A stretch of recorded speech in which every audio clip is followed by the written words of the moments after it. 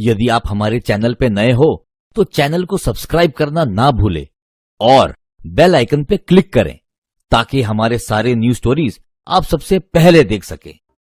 दीपावली वैसे तो दीपों का त्योहार है। हर तरफ रोशनी की जगमगाहट और पटाखों की आवाज की धूम मची होती है। पर आज भी भोपाल से 100 किलोमीटर दूर समनपुर गांव दीपावली के दिन भी रोशन नहीं होता। बात करीब 150 साल पहले की है। समनपुर गांव में राजीव नाम के लड़के की शादी मंजू नाम की लड़की से हो जाती है। राजीव शादी करके मंजू को गांव लाता है। मंजू के गांव की जमीन पर पैर पड़ते ही उसी दिन गांव के मुख्य मंदिर का लाल झंडा खुद ब खुद जल जाता है। फिर थोड़े ही दिनों बाद पानी से लवरेज गांव में अचानक सूखा पड़ जाता है। गांव वाले कुछ समझ नहीं पा रहे थे कि आखिर उनका अच्छा भला गांव इतनी मुसीबत क्यों झेल रहा है। एक दिन गांव के मुखिया ने गांव में एक सभा रखी। उस सभा का उद्देश्य था कि आखिर गांव में इतनी समस्या बार बार क्यों आ रही है। सभी गांव के लोग इकट्ठे हुए। राजीव और मंजू भी दोनों सभा में थे। सभा शुरू होते ही गांव का मुखिया गांव वालों से पूछता है, देखिए आप सबको क्या लगता है गांव में समस्या क्यों आनी शुरू हुई? इसमें पूछना क्या मुखिया जी, ये तो गांव के सभी लोग जानते हैं। जब से ये मंजू इस गांव में आई है तब से इस गांव के बुरे दिन शुरू हो गए हैं। ये कोई आम इंसान नहीं, ये एक चुड़ैल है। तभी राजीव बीच में बोल पड़ता है, अपनी जुबान संभाल कर बात करो पहलवान। मेरी जुबान बंद करने से क्या होगा? अपनी इस मनहूस बीवी को संभालो पहले राजीव। क्यों गांव वालों, कुछ गलत कह रहा हूँ क्या? सभी गांव वाले पहलवान की हाँ में हाँ भरते हैं। हाँ, पहलवान सही कह रहा है। हाँ, पहलवान सही कह रहा है। ये मंजू मनहूस है, इसे गांव से बाहर निकालो, ये चुड़ैल है। नहीं, इसे अभी गांव से बाहर निकालना उचित नहीं होगा। हमें कुछ दिन और इंतजार करना चाहिए। ऐसा कहकर मुखिया सभा समाप्त करता है। अगले ही दिन गांव में महामारी फैल जाती है। बच्चे और बूढ़े मुंह से खून की उल्टियां करने लगते हैं। उस महामारी में पहलवान का बेटा गुजर जाती है। ऐसा मंजर गांव वालों ने आज से पहले कभी नहीं देखा था। सभी गांव वाले घबरा जाते हैं और दौड़कर वापस मुखिया के पास जाते हैं। फिर वही गांव का पहलवान कहता है, मैं ना कहता था मुखिया जी, मंजू अपशगुनी है, पर आपने मेरी बात मानी नहीं। अब आप परिणाम देख लीजिए। ठीक है, हम सब राजीव के घर चलते हैं और उसकी बीवी मंजू को गांव से बाहर निकलने को कहते हैं। सभी लोग राजीव के घर जाते हैं और मुखिया राजीव से कहता है, देखो राजीव, तुम्हारी बीवी मंजू एक अपशगुनी है। उसकी वजह से गांव वाले बहुत समस्या झेल रहे हैं। इसलिए हमें मंजू को गांव से बाहर निकालना होगा। नहीं, आप भगवान के लिए ऐसा मत कीजिए। मंजू बेचारी कहाँ जाएगी? तभी गांव की एक औरत कहती है, ये अगर गांव से बाहर जाएगी तो भी ये दूसरे गांव वालों को कष्ट ही देगी। इससे अच्छा है क्यों ना इसे हम मार दें। क्यों गांव वालों, क्या कहते हो? हाँ, इस अपशकुनी को मार दिया जाए, खत्म कर दो इसे। राजीव सभी गांव वालों से हाथ जोड़कर कहता है, नहीं, आप ऐसा नहीं कर सकते। कृपया करके मेरी बीवी को छोड़ दीजिए। देखो राजीव, कुछ ही दिन बाद दिवाली आ रही है। तुम्हारे लिए अच्छा है तुम अपनी बीवी के साथ ये गांव छोड़कर चले जाओ। मैं नहीं चाहता दिवाली के दिन कुछ अपशकुन हो। मुखिया जी, मैं कहाँ जाऊंगा? ये मैं नहीं जानता, पर तुम्हें ये गांव छोड़ना होगा।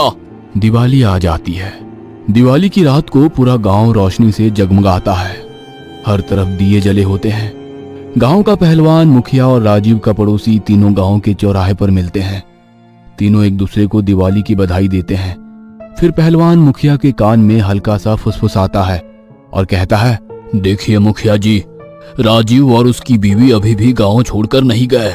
इस मनहूस मंजू से छुटकारा पाने का एक बढ़िया तरीका है मेरे पास। कौन सा तरीका है बताओ?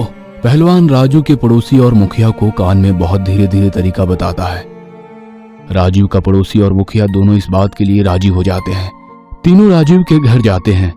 वहां जाकर देखते हैं राजीव फुलझड़ी जला रहा होता है तो मंजू दिया जला रही होती है। पहलवान राजीव से कहता है, तुझे कहा था ना गांव छोड़कर जाने के लिए? नहीं गया ना, अब तो ले इसका अंजाम। ऐसा कहकर पहलवान राजीव को एक कमरे में बंद कर देता है। मंजू कुछ समझ पाती उससे पहले मुखिया और राजीव का पड़ोसी दोनों मंजू को दबोच लेते हैं। राजीव अंदर से जोर जोर से कहता है, छोड़ दो, मेरी बीवी को छोड़ दो, छोड़ दो। मुखिया और राजीव का पड़ोसी मंजू को एक खंबे से बांध देते हैं और बहुत सारे पटाखे मंजू के पूरे शरीर पर लपेट देते हैं। फिर तीनों जोर जोर से हंसते हुए कहते हैं, आज इस मनहूस से हम सबको छुटकारा मिल जाएगा। पहलवान जाता है और पटाखों को आग लगा देता है। पटाखे जलने लगते हैं। पटाखे के जलते ही मंजू का पूरा शरीर आग पकड़ लेता है और मंजू जलने लगती है। मंजू चिल्लाने लगती है, बचाओ, बचाओ, कोई है, बचाओ, बचाओ, मुझे मत जलाओ, बचाओ। पर उसे बचाने वाला कोई नहीं था। पहलवान, मुखिया, राजीव का पड़ोसी तीनों अपने अपने घर चले जाते हैं। फिर राजीव भी इस वारदात के बाद अगले ही दिन गांव छोड़कर चला जाता है। इस वारदात की ना तो किसी को खबर होती है और ना ही कोई इसके बारे में बात करता है। धीरे धीरे दिन बीतते हैं। पता ही नहीं चलता कब एक साल बीत जाता है और दीपावली वापस आ जाती है। दीपावली की रात को पहलवान अपनी बीवी के साथ पटाखे जला रहा होता है। तभी गांव का मुखिया पहलवान के पास आता है और कहता है, चलो पहलवान भाई, गांव घूम कर आते हैं। मुखिया उसे गांव के बड़े तालाब की तरफ ले जाता है। मुखिया जी, आप मुझे तालाब की तरफ क्यों लेकर आए? मैं नहीं, तुझे तेरी मौत लेकर आई है। इतना कहकर मुखिया एक भयानक चुड़ैल के रूप में आ जाता है। यह चुड़ैल कोई और नहीं, मंजू ही थी। बड़े बड़े दांत, बड़े बड़े नाखून, जला हुआ शरीर, लाल आंखें। चुड़ैल पहलवान के कपड़े फाड़ देती है और फिर पहलवान की पीठ पर अपने नाखून चुभा देती है। पहलवान बहुत जोर से चिल्लाता है, चिल्ला, चिल्ला, मैं भी उस दिन ऐसे ही चिल्ला रही थी। आज तू भी चिल्ला। तुम सब ने मिलकर मेरे साथ जो किया उसका बदला तो मैं लूंगी। वो सिर्फ तुमसे ही नहीं, पूरे गांव से लूंगी। तुम लोगों ने मेरी दीपावली खराब करी थी। आज से इस गांव में किसी को दिवाली नहीं मनाने दूंगी। चुड़ैल पहलवान को तालाब की तरफ खींच ली जाती है और पहलवान का सिर पानी में डुबो देती है। पहलवान तड़पने लगता है। तड़प, तड़प, तू तड़प रहा है तो मुझे बहुत खुशी मिल रही है। कैसे तूने मुझे जला दिया था, आज भगत तू भी। तड़प, तड़प। पहलवान तड़पता रहता है और फिर थोड़ी देर बाद दम तोड़ देता है। यहाँ गांव का मुखिया अपने आंगन में बैठा हुआ था। तभी उसकी बीवी आती है। अपनी बीवी को आता देख मुखिया कहता है, अरे तुम तो मायके गई थी, इतनी जल्दी कैसे आ गई? आपके बिना रहा ही नहीं गया ना। चलिए ना, कमरे में चलिए, अंदर चलिए ना। मुखिया खुश होकर बीवी के पीछे पीछे जाता है। मुखिया की बीवी कमरे को बंद करती है और मुखिया के पास आती है। फिर एक कर्कश आवाज में कहती है, तुझे साड़ी खींचने का बहुत शौक है, चल तुझे आज साड़ी ही खिंचवाती हूँ। कौन हो तुम? कौन हो तुम? और तभी मंजू चुड़ैल में बदल जाती है। भूल गया, पिछले साल ही तो तूने मेरी साड़ी खींची थी, इतनी जल्दी भूल गया? मंजू, तुम मुझे माफ कर दो, ये सब योजना पहलवान की थी। पहलवान को जाकर मारो, मुझे नहीं।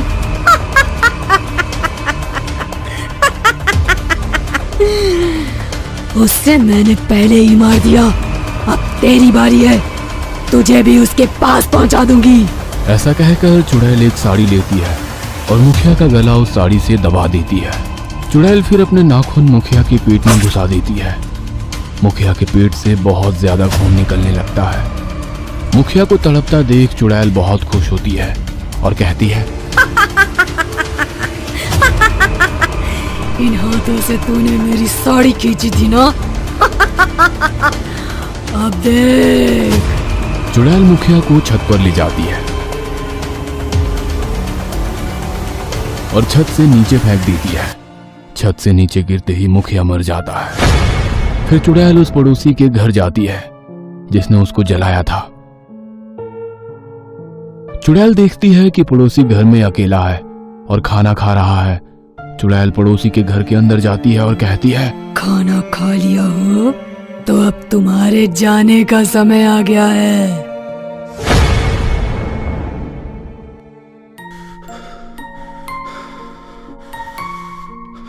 पड़ोसी मंजू चुड़ैल को अपने सामने देखकर डर जाता है।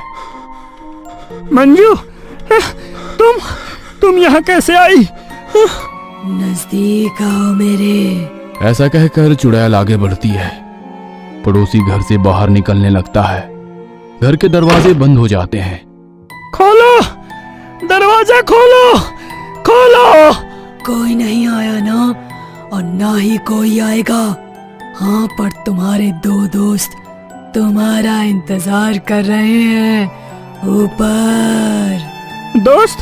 कौन दो दोस्त? पहलवान और मुखिया, उन दोनों को मैंने ऊपर पहुंचा दिया और वो तुम्हें बहुत जोर से याद कर रहे हैं। ऐसा कहकर चुड़ैल पड़ोसी की आंख में अपने दोनों नाखून घुसाकर उसे अंधा कर देती है। मुझे कुछ नहीं दिख रहा। मुझे कुछ नहीं दिख रहा। मुझे छोड़ दो मंजू। हाँ, मैंने भी कुछ इसी तरह तुमसे अपनी जान की भीख मांगी थी। चिल्लाओ, मुझे बहुत अच्छा लग रहा है। और जोर से चिल्लाओ, और जोर से चिल्लाओ। चुड़ैल अपनी दांतों से पड़ोसी के गले पर बहुत जोर से काटती है। फिर चुड़ैल एक लोहे का सरिया पड़ोसी के सीने में आर पार कर देती और पड़ोसी को मार देती है। गांव वाले अगली सुबह तीनों की लाश देखकर बुरी तरह से सहम जाते हैं। गांव वालों को ये समझते देर नहीं लगती कि इन सब की मौत कैसे हुई है। तीनों की मौत एक रहस्य बन जाती है। दिन बीतने लगते हैं। अब इस घटना को 1 साल हो जाता है और फिर से दिवाली आ जाती है। गांव वालों ने फिर जब अगले साल दिवाली मनाना चाहा तो दिवाली के दिन गांव वालों की अजीबोगरीब तरीके से मौत होने लगी। गांव वाले समझ गए कि ये कोई और नहीं मंजू ही है जो गांव वालों से बदला ले रही है, और अब मंजू नहीं चाहती कि इस गांव में कोई दिवाली मनाए। इस घटना के इतने साल बाद भी समनपुर गांव में कोई दिवाली नहीं मनाता, और मनाने की कोशिश करता है तो मौत के घाट उतर जाता है। यदि आप हमारे चैनल पे नए हो तो चैनल को सब्सक्राइब करना ना भूलें और बेल आइकन पे क्लिक करें ताकि हमारे सारे न्यूज़ स्टोरीज आप सबसे पहले देख सकें।